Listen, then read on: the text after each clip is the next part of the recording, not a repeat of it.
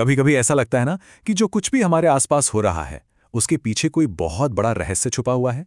आज हम एक ऐसे ही आइडिया को खंगालने वाले हैं। एक ऐसा आइडिया जो सदियों से बड़े बड़े थिंकर्स और साइंटिस्ट को परेशान करता आया है और ये हमारी हकीकत की पूरी बुनियाद को ही हिलाकर रख सकता है। और यही सवाल आज हमारे इस पूरे विश्लेषण का सेंटर पॉइंट है। सोचिए जरा, क्या हो अगर हमारी पूरी जिंदगी, ये दुनिया, हमारे सारे एक्सपीरियंसेस बस एक बहुत बड़े कॉम्प्लेक्स गेम का हिस्सा हों। ये ख्याल सुनने में जितना एक्साइटिंग लगता है ना, उतना ही बेचैन भी कर सकता है।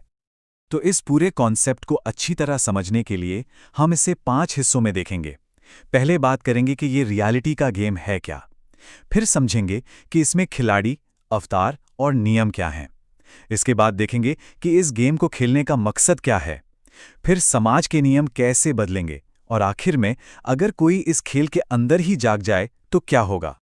तो चलिए शुरू करते हैं पहले हिस्से से, वास्तविकता का खेल। देखिए, ये सोचना कि शायद जिंदगी एक भ्रम है, ये कोई नई बात तो है नहीं। पुरानी कहानियों से लेकर आज की साई-फाई फिल्मों तक ये शक हमें हर जगह मिलता है। लेकिन आज हम इसे एक बिल्कुल अलग नजरिए से देखने वाले हैं, एक खेल के तौर पर। तो इस थ्योरी का जो बेस है वो ये है कि हकीकत कोई सीधी सपाट चीज नहीं है।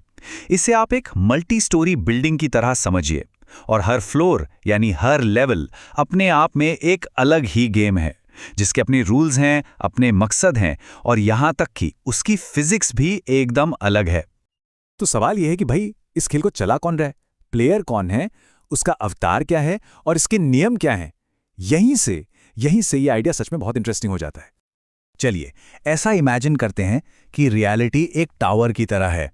हम सब सबसे नीचे वाले फ्लोर पर हैं, फिजिकल दुनिया जो टाइम और ग्रेविटी जैसे नियमों से बंधी हुई है। लेकिन इसके ऊपर भी लेवल्स हैं, जैसे विचारों की दुनिया, जहां हमारी कल्पना ही असलियत बन जाती है। और फिर सबसे ऊपर है चेतना का लेवल, जहां कोई बाउंड्री, कोई सीमा नहीं बचती। और यहीं आता है सबसे बड़ा ट्विस्ट। ये जो हमारा शरीर है, हमारी पर्सनैलिटी है, जिसे हम मैं कहते हैं, शायद वो हमारी असली पहचान है ही नहीं। ये तो बस एक अवतार है, बिल्कुल किसी वीडियो गेम के कैरेक्टर जैसा। असली खिलाड़ी, मतलब हमारी असली चेतना, वो तो इस गेम को किसी ऊंचे लेवल से बैठकर देख रही है। इस फर्क को और सिंपल तरीके से समझते हैं।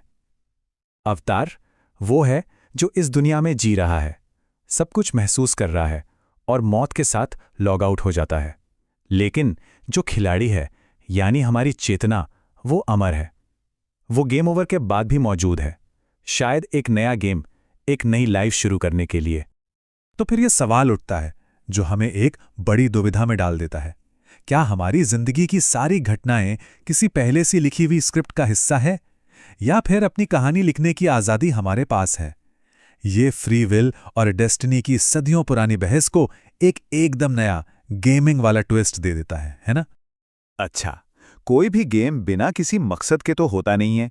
तो सवाल है, इस जिंदगी के खेल का आखिर मकसद क्या है, और इसमें जो हमें दूसरे लोग मिलते हैं वो कौन हैं?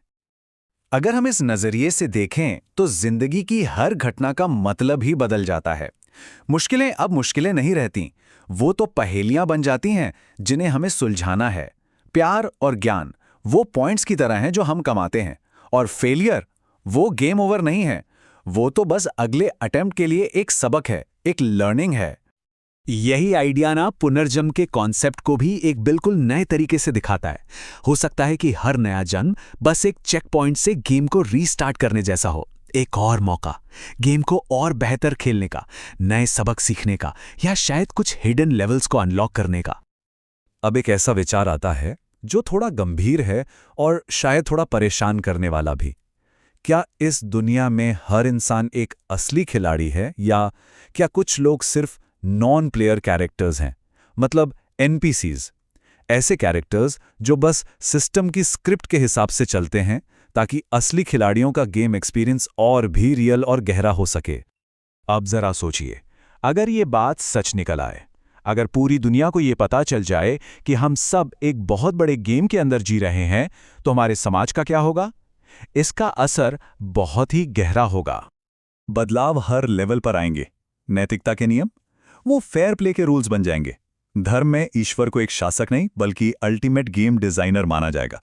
साइंस के नियम वो यूनिवर्स के फाइनल सच नहीं बल्कि सिर्फ इस गेम लेवल की रूल बुक होंगे। और हमारे रिश्ते, हर इंसान या तो हमारा साथी होगा या कॉम्पिटिटर, जो इसी सफर पे निकला है। और अब आता है सबसे बड़ा सवाल, क्या होता है जब गेम के अंदर ही किसी प्लेयर को ये एहसास हो जाए कि ये सब तो एक गेम है? इस तरह जागने का, इस अवेकनिंग का नतीजा क्या होता है? यहां से दो रास्ते निकलते हैं।